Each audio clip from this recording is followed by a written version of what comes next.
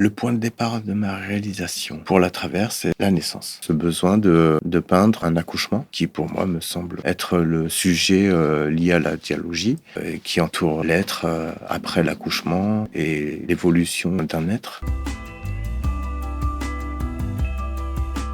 Bienvenue sur La Traversée sonore qui vous fait découvrir les artistes de l'exposition Dialogie de l'éclaircie à l'horizon qui recouvre actuellement une partie du premier étage de la traverse à Vannes. Dans ce 12e épisode, nous allons à la rencontre de l'artiste Boomka. Je m'appelle Gérald, mon pseudonyme est Boomka. Je viens du graffiti. Je suis né d'abord à Vigneux-sur-Seine. Ensuite, j'ai déménagé dans le sud de la France pour après revenir sur Paris, par de multiples déménagements. Et j'ai découvert le graffiti lors de mes 16-17 ans. Depuis, je peins à la bombe sur tout support et sur toile aussi. Alors avant le graffiti, je dessinais beaucoup. J'ai découvert le graffiti via les livres Subway Art et Spreken Art. Et dans mon quartier, j'avais déjà des vues sur ce qui se produisait sur les murs, les messages politiques, comme le tag qui arrivait de toutes parts. Et je sentais une attirance, en tout cas, à vouloir aussi m'y atteler. Et petit à petit, avec mes amis d'enfance, on s'est prêté au jeu. Et puis ça a démarré par des petits tags aux alentours du quartier jusqu'à ensuite pratiquer du graffiti plus poussé comme des scènes avec de la couleur, des lettres, des personnages. Mais depuis tout petit, j'ai toujours eu un certain goût pour le dessin, sans passer par des études, mais plutôt de manière autodidacte. Ma maman dessinait beaucoup. Sinon, à part ça, c'était...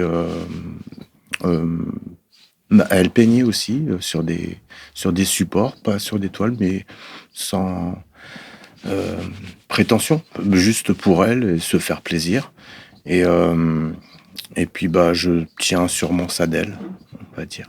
En tout cas, cette petite fibre artistique a démarré en la regardant peindre et dessiner de temps à autre quand j'étais enfant, quoi.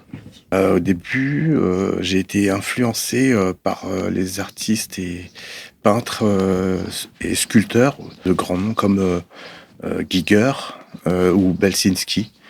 Ce sont des univers qui me parlaient beaucoup et j'ai découvert leurs travaux très très tôt et puis par la suite d'autres artistes comme le photographe Joel Peter Whitking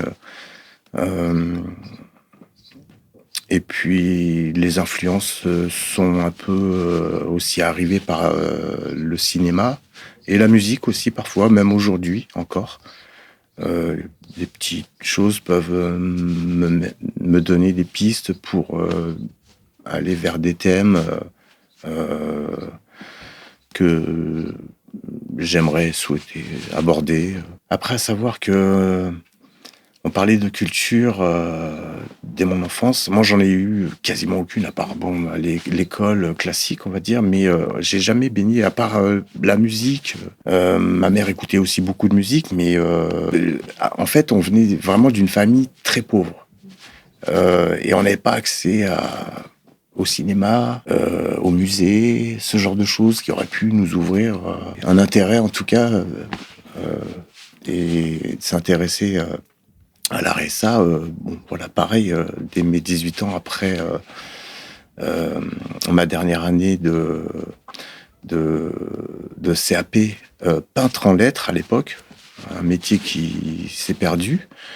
Je me suis mis tout de suite à travailler, en fait, à entrer dans le monde du travail, tout en à côté produisant mes créations, que ce soit de la peinture sur toile, euh, que j'abordais timidement au début, parce que j'avais déjà l'intention de peindre à la bombe sur toile, mais surtout le mur et le dessin que je poursuivais à temps plein. Enfin, mais voilà, donc gros manque de culture que j'ai jamais pu, on va dire, rattraper.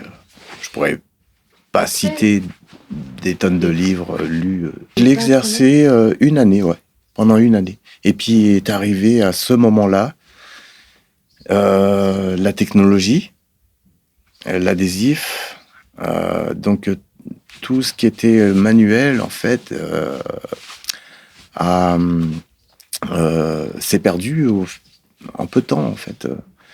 On travaillait pour des grandes entreprises comme Roland Garros, ce genre de choses à l'époque. À Paris, je travaillais à ESP, à Paris. Et puis bon, ça me plaisait, mais en même temps, c'était un choix parmi d'autres qui ne plaisait pas non plus. C'était le meilleur choix que je pouvais faire pour poursuivre et avoir et tenter d'avoir mon diplôme, le CAP, que je n'ai pas eu, évidemment, puisque j'ai arrêté juste avant, quoi. Une vie compliquée à cette époque où, quand on décide de, de prendre les devants et, et l'autonomie qui va avec. Oh oui, bah, l'explication, c'est un choix, on va dire. Alors déjà, Boomka, la signification de Boomka, c'est un peu l'abréviation de Boom Bing Killa. En fait, le cas de Killa. Donc, petit délire de jeunesse que j'ai gardé, que j'ai pas pu m'en défaire, en tout cas, et qui m'est resté. Donc, Boomka pour Boom Bing Killa. Et puis, les lettres me plaisaient beaucoup. Je faisais donc pas mal de graffiti. J'ai toujours été intéressé par le graffiti et la lettre. Mais je me suis vite aperçu que c'était pas le domaine le plus, comment dire, malléable en tout cas pour moi. Donc, d'où l'intérêt d'avoir abordé le personnage, le décor aussi, pour combler un peu le manque. Donc voilà, les lettres, la forme des lettres qui me permettait de pouvoir créer des choses. Et puis la signification aussi à l'époque. Quand j'ai habité dans le sud, les choses n'étaient pas si différentes. Parce que j'ai toujours habité dans des quartiers dans le sud, c'était Saint-Gilles, Doctorheim, pour Cavaillon. Donc en fait, je retrouvais un peu les mêmes choses avec l'accent différent, mais en tout cas, donc j'étais pas, on va dire, déconnecté de ce que j'avais vécu en grandissant à Vigneux-sur-Seine, Prairie de l'Olivier. Oui, alors Mental Vapors, c'est créé avant les années 2000. Aujourd'hui, il est encore d'actualité, même si chacun est attelé à ses affaires, ses événements. On a une distance qui nous permet pas vraiment de se retrouver comme avant, mais on est très prisé par nos... Chacun est aussi... comment expliquer ça, occupé à ces événements auxquels on répond tous, d'ailleurs moi aussi, mais il est pas, comment dire, donc oui, les choses sont un peu plus compliquées pour se retrouver aujourd'hui, mais je j'aimerais qu'on puisse, comme avant, essayer de se regrouper comme on pouvait le faire, mais conscient aussi que tout le monde est très très occupé. Aujourd'hui même, quand on se retrouve sur un projet ensemble, on se retrouve comme si on ne s'était pas vu depuis 2 ou 3 jours, alors qu'il s'est passé un temps monstre. Mais, mais évidemment, humainement, travailler avec... on a eu un atelier à Tismons pendant 2, 3 années où on travaillait souvent ensemble dans cet atelier et puis artistiquement aussi. C'était très enrichissant de pouvoir partager ça et fort aussi dans une période où on avait besoin de tous évoluer et on était conscients tous de ben, on va dire du niveau auquel on avait à ce moment-là, quoi. Ouais, j'avais pris des notes pour me garder un peu le rythme et aller de manière simple dans des explications sans aller trop dans le profond, on va dire, les choses enfouies ou quoi que ce soit. Même moi, je pourrais pas vraiment l'expliquer, mais c'est sûrement lié déjà à ma personnalité. Donc là, je lis un peu, hein.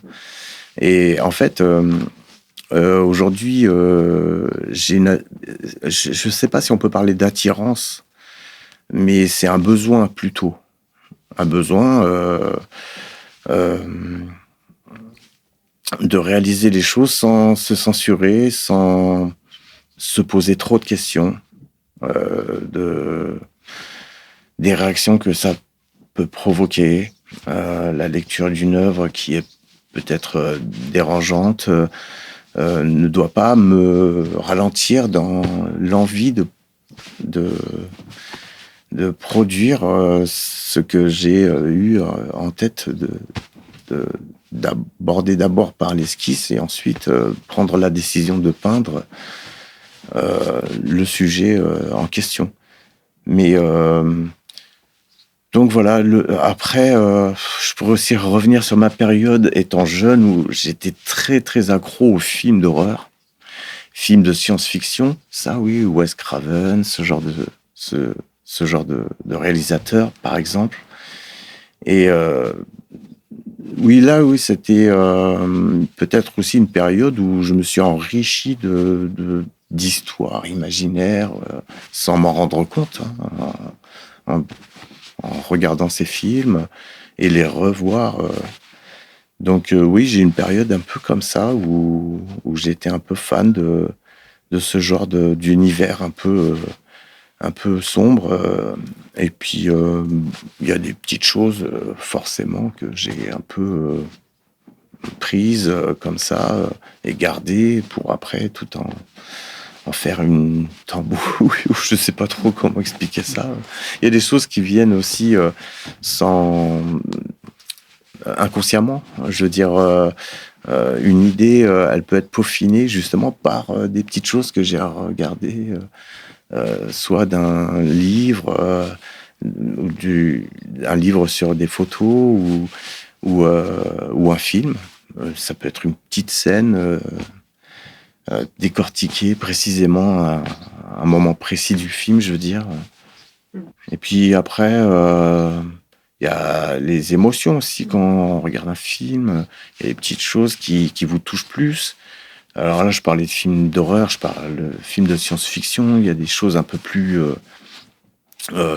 comme ça peut être un film d'un autre genre, on va dire, où il y a une scène qui va me toucher plus que... et puis... et je vais en garder le ressenti que j'ai au moment où j'ai fait face à cette scène. Ces petites choses comme ça après qui restent et puis qui peuvent ressurgir dans un temps plus lointain en voulant créer une œuvre, par exemple. Quand je crée, peu importe le sujet, bon, si c'est un sujet où ça provoque une réaction une interaction avec une personne qui va traduire la toile un peu à sa manière et selon aussi ses émotions. Je me j'ai pas forcément un message à passer par la peinture. En fait, après, évidemment, si ça peut provoquer une réaction et donner de l'interrogation, ça peut être aussi un but, mais avant tout, vraiment par égoïsme, je vais dire, réaliser, je vais réaliser ce qui, comment dire, ce qui me semble vraiment utile de poser sur la toile comme un devoir. En fait, et je regretterais de ne pas l'avoir fait. J'ai des listes de thèmes et de concepts notés où j'aimerais rayer au fur et à mesure pour avancer. Mais vraiment, je reste sur l'idée de pas trop me poser de questions sur la manière dont on peut comment dire interpréter ma peinture. Et je laisse aussi d'ailleurs libre aux comment dire aux gens qui se trouvent en face de mes œuvres de je leur laisse aussi ce choix aussi de faire un peu leur propre interprétation. Ouais, mais à l'époque, en fait, j'avais déjà ces idées-là, quoi. J'étais déjà dans cette directive, on va dire, et mes choix, on va dire, sur des sujets abordés. La solitude, par exemple. C'est un thème que j'abordais vraiment quand j'étais jeune. Et mais évidemment, le graffiti, c'est tout autre chose. Je suis arrivé à produire des peintures avec un peu plus de comment dire, je trouve pas mes mots. Il y a eu des réalisations avec des thèmes où je me suis un peu plus, on va dire, libéré. Notamment une période où on avait un terrain vague situé à côté de Vitry, juste après la création du groupe DMV. Et c'est des espaces où on repassait nos murs sans arrêt, on y allait tout le temps. Et les thèmes abordés, déjà à cette époque, c'était des thèmes où vraiment on n'hésitait pas à peindre les choses, quoi, à peindre vraiment sans retenue et sans se censurer vraiment. Et donc ça a toujours été un peu comme ça en moi, mais donc au début je l'exerçais pas, mais par la suite j'ai commencé à plus me sentir à l'aise pour on va dire me libérer et exposer ma peinture de cette façon, quoi. Ensuite, je m'attache pas trop. J'ai toujours eu un peu de mal avec ça. En fait, encore une fois, ça me met mal à l'aise, quoi. Je veux dire je suis conscient d'avoir des acquis, d'avoir travaillé pour les avoir. Le temps m'a permis de les acquérir, mais comment dire, après oui, ça me met mal à l'aise, quoi. C'est comme lors de vernissage où vous êtes un peu au milieu quand c'est une solo, hein. Et puis donc voilà, alors ça fait plaisir, hein, évidemment, mais c'est pour moi, qui ai du mal avec ça, ouais, ça me met mal à l'aise. Je suis reconnaissant, en tout cas, de ces gens qui reconnaissent mon travail, et qui l'estiment bien.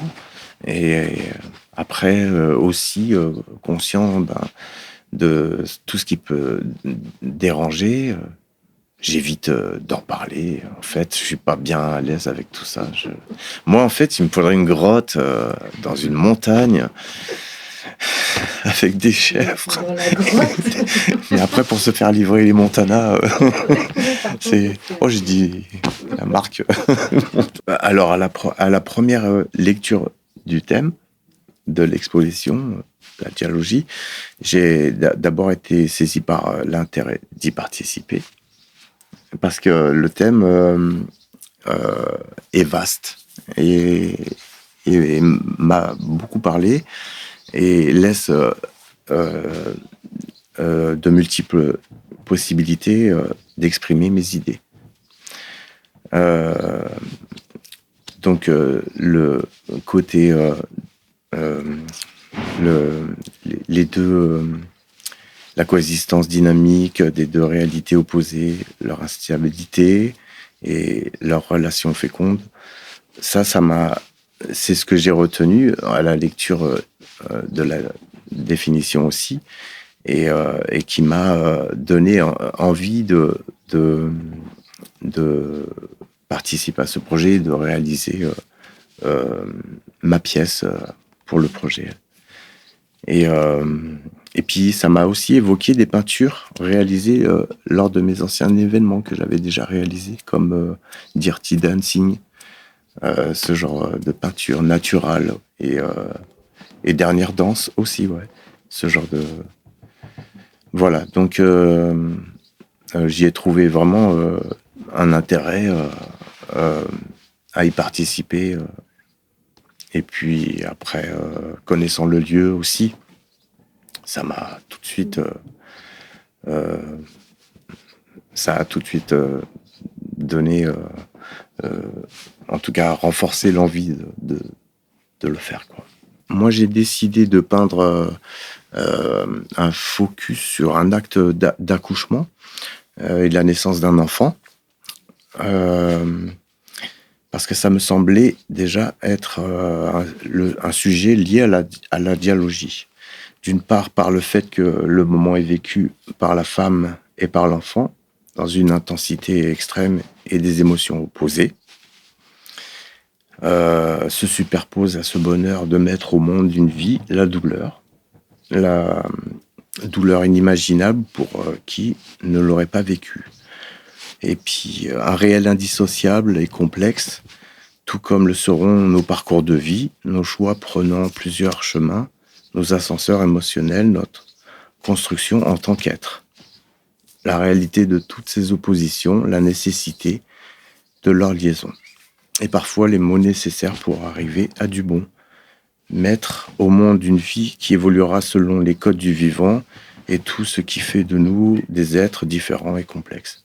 C'est pourquoi il n'est pas averti de voir le monde de façon binaire. C'est un jeu de mots, c'est le jeu de mots provisoire, vie pour... inclus dans le mot provisoire pour dans le sens où on arrive au monde pour une durée déterminée. Et une vie courte, à mon sens en tout cas, et qui permet pas de réaliser tous nos rêves, en tout cas, surtout quand on est lié à des sociétés où il y a des codes très précis et le renouvellement. Ainsi de suite, un cycle qui se reproduit sans arrêt. Alors moi, j'adore prendre le temps à trouver des titres et on pourra remarquer lors de mes... sur l'ensemble de mes peintures, quelquefois je m'autorise avec des petits jeux de mots.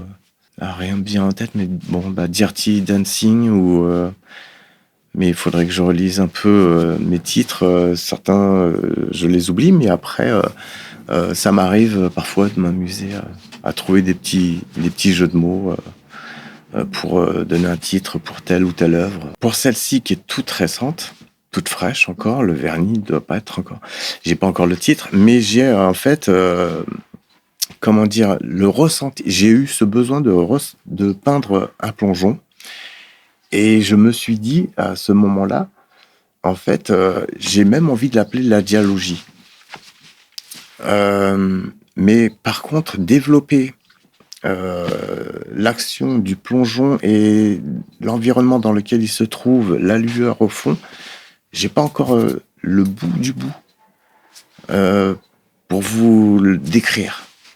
Moi-même l'interpréter aujourd'hui, mais j'avais ce besoin-là.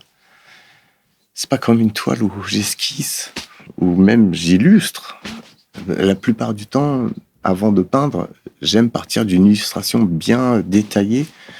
Ça me permet d'avoir abordé un premier travail et après une facilité pour ensuite la peindre sur toile. Et pour celle-ci, donc du coup, le plongeon, on va l'appeler comme ça pour l'instant, mais j'ai pas encore le fil, mais la scène, en tout cas, pour moi, elle va de soi qu'elle a un lien très fort avec dialogie, le thème de l'exposition.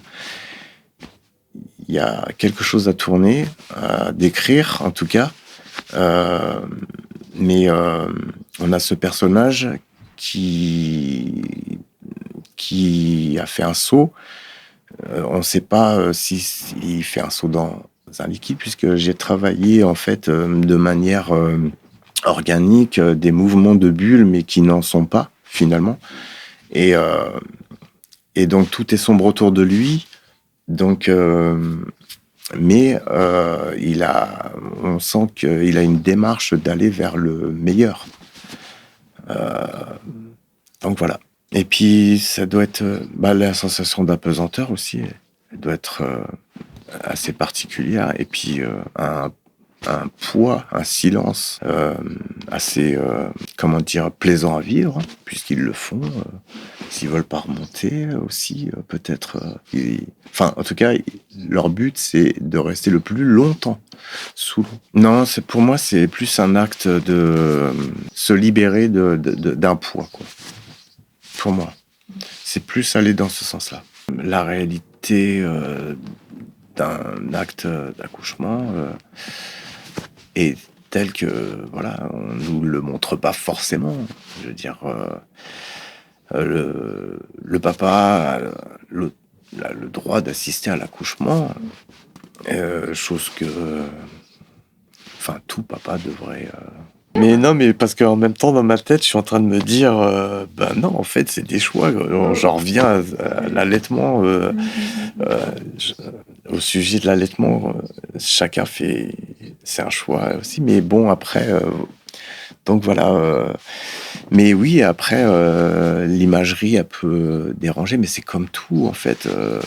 Je veux dire, les informations montrent des choses terribles, mais quand même, on les montre de manière à ce que ça puisse encore être visuellement abordable. L'idée de comment se déroule un accouchement, et puis elles vivent l'accouchement, donc peut-être que elles peuvent imaginer, enfin se mettre une image en tête aussi, que ça pourrait dissuader. L'image peut être perçue de manière violente, même si j'atténue quand même. Ça reste une peinture avec un traité. Quand on regarde la peinture, je fais, comment dire, je fais attention non plus. Je fais attention surtout, je veux dire, à ne pas aller à ne pas frôler le vulgaire. Je veux dire, là, ça reste donc une peinture avec un traité, puis je fais en sorte aussi là, j'ai fait en sorte pour celle-ci de pas, comment dire, d'éviter du détail aussi. Là, si on peut parler de l'ambiance générale du mur, de la peinture murale. Mais, euh, mais pour celle-ci, je me suis assez documenté et j'ai même eu à visionner quelques vidéos euh, sur l'accouchement et regarder beaucoup de photos pour m'en inspirer et faire au mieux.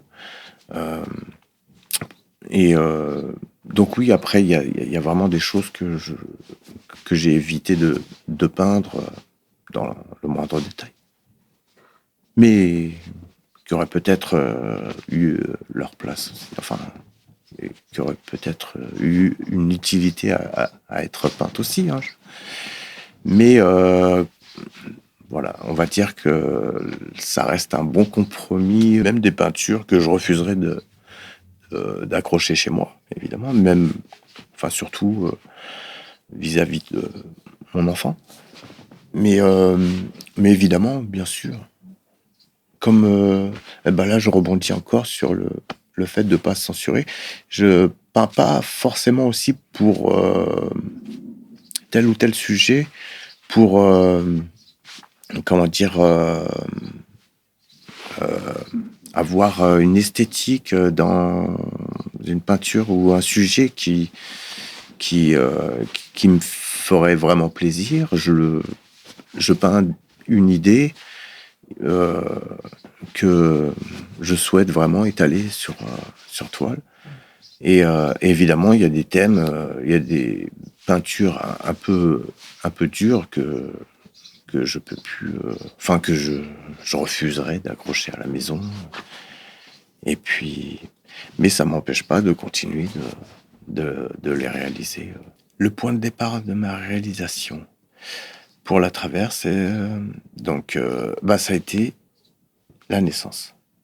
Ce besoin de peindre un accouchement qui, pour moi, me semble, comme je le disais tout à l'heure, être le sujet lié à la dialogie pour euh, tout ce qui a été un peu développé et qui entoure l'être après l'accouchement et l'évolution d'un être. Mais ça a été l'accouchement. Ensuite, les choses se sont un peu décidées, on va dire, sur le tas. Euh, pour l'idée de réaliser la peinture sur tel support, ça m'est venu sur place. L'idée de calfeutrer la pièce, tout fermer, c'était déjà un peu prévu en amont.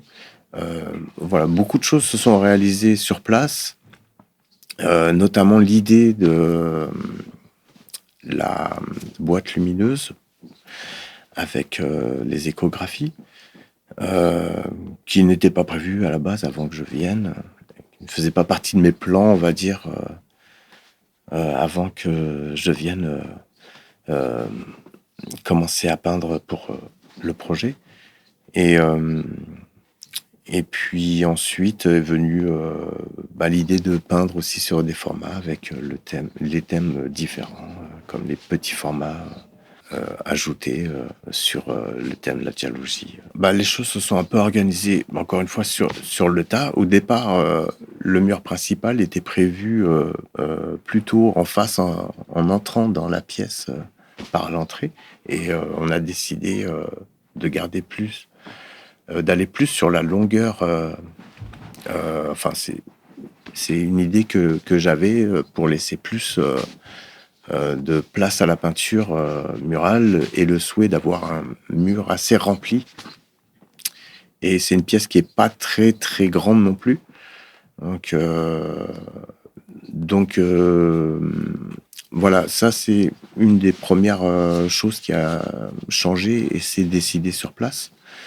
Et ensuite, par la suite, on a aussi, en discutant avec l'équipe, euh, Laurent, Max, on a aussi pensé à ce petit retour pour éviter, comment dire, pour éviter que le public tombe directement sur ma pièce avec les peintures et leur laisser le choix de la découvrir ou pas. Un petit retour, un petit mur qui, dans la continuité de l'entrée de la pièce où j'ai peint, avec un petit rideau. Et ce sont des choses qui ont vraiment été décidées sur place, sans les avoir prévues avant que je vienne. Tous ces petits détails. Il y a, on va dire, la plupart de mon travail était travaillé en amont.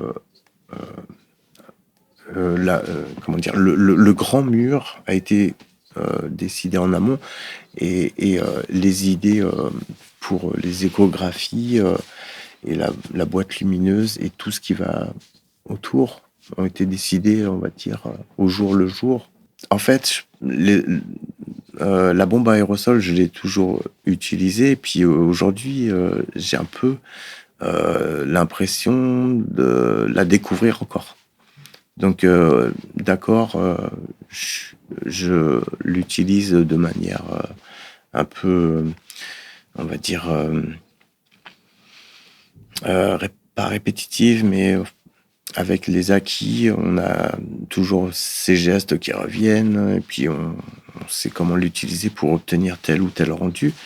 Mais encore aujourd'hui, j'ai l'impression de pouvoir encore l'utiliser, de l'apprivoiser un peu mieux pour obtenir peut-être des choses des rendus sur une peinture, un traité qui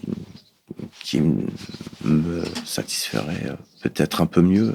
Alors, quand on regarde d'assez près, on peut distiller, on va dire, le rendu vaporeux, la bombe. Et puis, voilà, pour celle-ci, tout a été fait à la bombe. C'est vrai qu'on peut avoir cette impression parfois d'avoir, surtout pour des aplats, des petits dégradés, des choses comme ça, que ce soit fait au pinceau. Mais moi, j'utilise, mais pour avoir des rendus aussi fins et garder ce traité vaporeux, mais tout en finesse, moi, j'utilise une sorte de cache que je fabrique à la maison, qui se clipse sur l'aérosol et avec une petite sortie, ça permet, on va dire, de ralentir la propulsion du jet. Donc forcément, il y a une perte au niveau peinture, puisque il y a une partie de la peinture qui va rester dans ce petit comment dire, récipient. Et donc, si j'ai besoin de créer une toute petite œuvre, donc le diamètre de la sortie de ce cache sera plus ou moins fin. Si j'ai besoin d'avoir une ouverture plus large, j'obtiendrai forcément un trait un peu plus large. Mais on garde ce traité à la bombe. Et c'est ce qui me plaît depuis toujours, en fait, quand j'utilise cet outil, de préserver voilà, ce côté vaporeux, chose que je pourrais pas obtenir à l'aérographe, beaucoup trop lisse. Et voilà, les petits accidents, les petites choses qui permettent voilà, d'alimenter un peu la peinture de manière plus... comment dire oui, vivante, merci. En fait, je prends beaucoup de plaisir en plus à peindre à la bombe. C'est ça le truc. Et c'est que, outre le fait de l'utiliser en me disant que je pourrais encore obtenir des choses intéressantes avec, parce que j'ai un peu fait le tour, en fait, on va dire. Mais j'ai l'impression quand même d'arriver peut-être un jour à me satisfaire vraiment de l'outil dans son entièreté, quoi. Enfin, je veux dire, là, il y a le cache, j'utilise le cache, je suis persuadé d'avoir des choses encore à découvrir avec la bombe. Mais j'avais déjà abordé ce sujet-là plusieurs fois, justement, avec les amis, avec les potes. Et puis, parce que beaucoup décident de passer à autre chose, chose que je comprends. Et puis aussi du fait que le côté toxique aussi. Faut se protéger tout le temps. C'est pas comme aller en t-shirt dans son atelier, son tablier, bras nus. Faut se protéger au maximum. Puis après, voilà, s'il n'y a pas la centrale d'air ou l'extracteur d'air plutôt, pour évacuer un peu l'air, on vit je vis dans la poussière en permanence si je fais. Donc voilà, il y a des contraintes, mais en même temps, il y a le plaisir de l'utiliser, quoi. J'aimerais j'aimerais qu'il découvre, pour ceux qui découvrent les possibilités d'une réalisation à la bombe de peinture, mais aussi par rapport au sujet, qui prennent une pause et s'interrogent. J'aimerais aussi que ça provoque en eux peut-être une émotion, des interrogations, j'allais dire une remise en cause sur